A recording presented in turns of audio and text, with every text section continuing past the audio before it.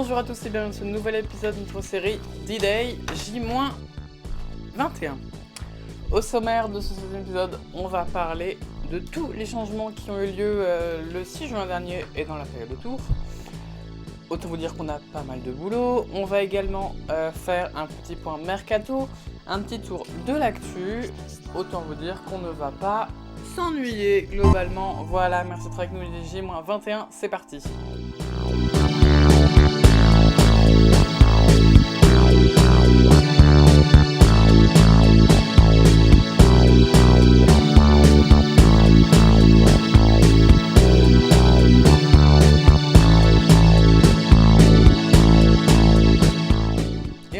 Avec le grand sujet du jour. Un premier petit bilan des changements qui ont du coup eu lieu le 6 juin dernier sur la TNT et dans la période alentour. On va le faire chaîne par chaîne pour que vous puissiez tout bien comprendre. On commence du coup par TF1 au canal 1, c'est pas compliqué, il s'est rien passé sur TF1, pas de changement, rien du tout. Canal 2, France 2 du coup et plus largement l'entièreté du groupe France Télévisions, du service public. Où on a vu apparaître le nouvel habillage dynamique de la chaîne, avec ce logo unique à l'écran sur les quatre chaînes. On a également vu arriver au canal 4, France 4 pour remplacer la chaîne Canal+. Le groupe le groupe Canal+, nous dit qu'il y avait une vraie stratégie derrière ce changement, voilà. Mais la chaîne, depuis le 6 juin, est diffusée au canal 40 et sur la plateforme MyCanal, et flirte extrêmement sérieusement avec les 0% de part de marché. Il n'y a pas d'autre mot, c'est un échec, globalement. Canal qui a donc, du coup, on le disait à l'instant, été remplacé par France 4, dont on n'a pas les audiences, puisque Médiamétrie ne mesure pas l'institut... non, Médiamétrie, qui est l'institut qui mesure les audiences, ne mesure pas les audiences de France 4. Ce sera peut-être amené à changer, mais bref, en tout cas, on sait qu'elles sont excellentes, puisque le canal... France 4 est au canal 4, qui est du coup gratuit au début de voilà, donc c'est extrêmement simple. France 4, on a également vu disparaître la marque Culture Box après 12 ans de bons et loyaux services. Donc elle disparaît, voilà. Et est remplacée par le simple logo de la chaîne France 4 et le logo France.tv sur la case 21h, 5h. Et du coup de Culture Box, ne reste plus que Culture Box, l'excellente émission, l'excellente émission présentée par Daphné Burki. C'est tous les lundis d'histoire et c'est vraiment génial, allez-y, jetez un œil. Canal 5, France 5, ça change pas, 6 c'est M6, ça change pas, et 7 c'est Arte, ça change pas. Par contre, sur la 8, ce sont les deux chaînes parlementaires que sont LCP et Public Sénat qui ont emménagé. Remplaçant du coup C8 qui était parti en mars 2025, on est en 2025.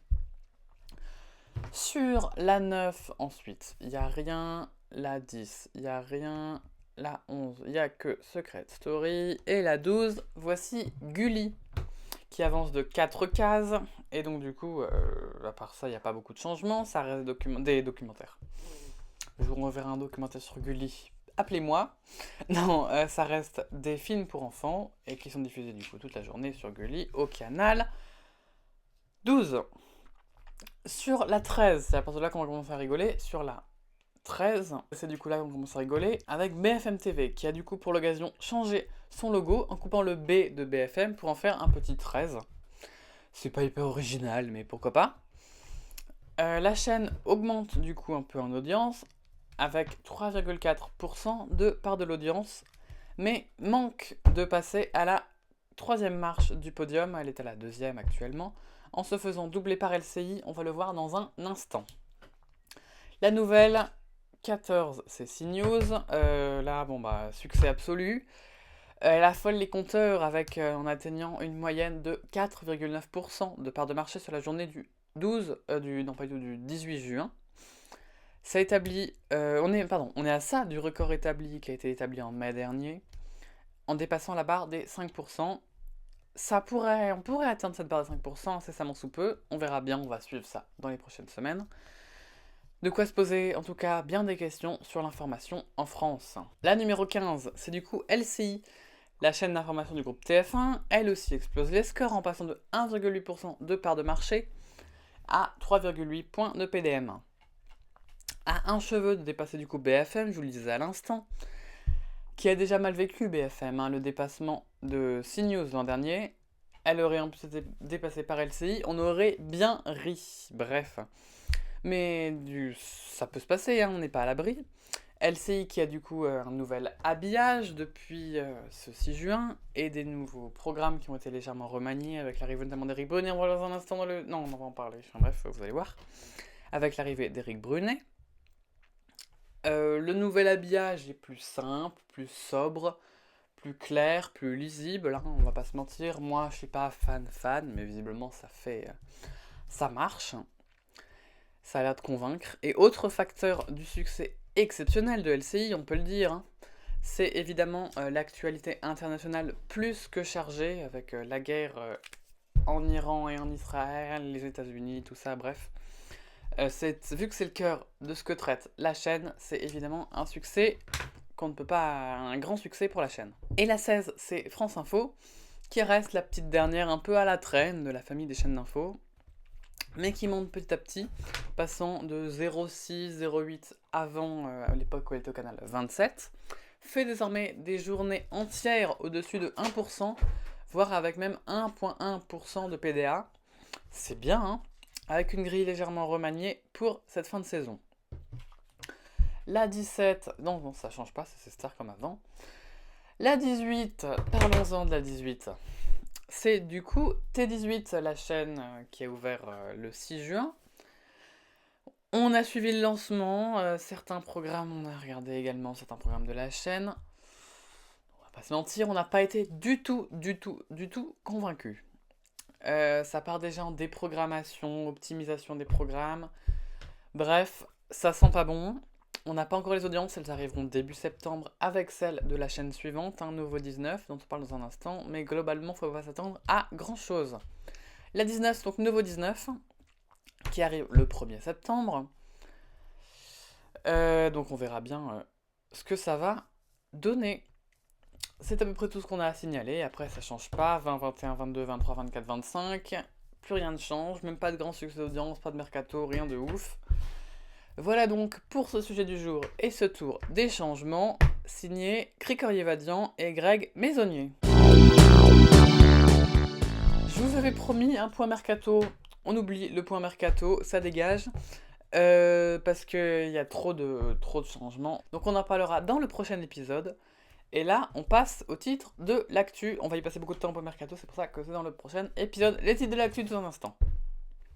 Et le premier titre de l'actualité, c'est le retour en examen à l'Assemblée nationale du projet de fusion de l'audiovisuel public proposé par la ministre de la Culture Rachida Dati, qui s'occupe du coup également de l'audiovisuel public, qui vise à rassembler Radio France, France TV ici et France Info en une seule entité qui s'appellerait France Média.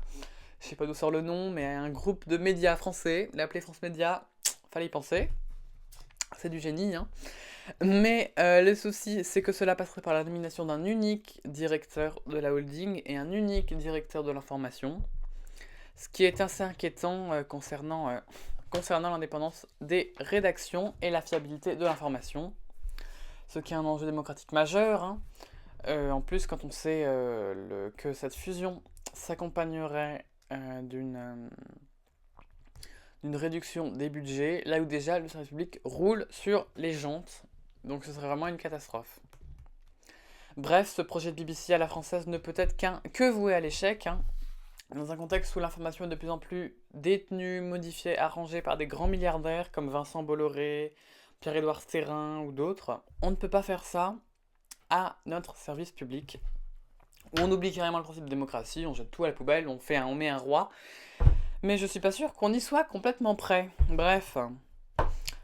Fin de la démocratie toujours. Le Digital News Report de l'agence Reuters, une importante d'études des médias, d'analyse et tout ça, montre le niveau de confiance des Français envers leurs médias est mesuré à 29% cette année contre 38% en 2015. Donc c'est autant vous dire que c'est inquiétant. L'étude est impressionnante et je vous l'ai mise en commentaire cette étude-là. Hop, tout sera en description de la vidéo.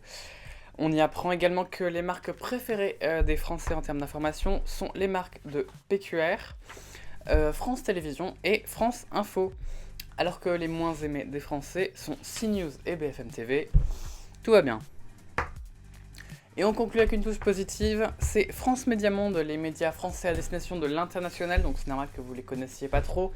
Il y a RFI, il y a France 24, il y a tout ça, qui embrasse l'IA pour la première fois, pour des usages tels que la traduction ou encore le sous-titrage. Et voilà. Merci d'avoir été avec nous, c'était d'idée J+21. On se retrouve dans 4 jours pour notre point mercato. Et on se quitte sur Justice.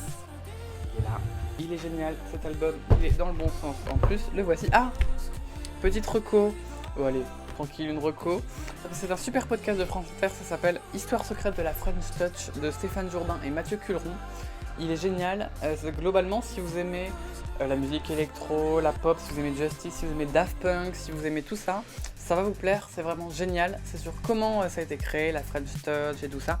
C'est génial, ça vaut le coup d'être vu. On se quitte sur Justice the End. Allez, à ciao, bonsoir.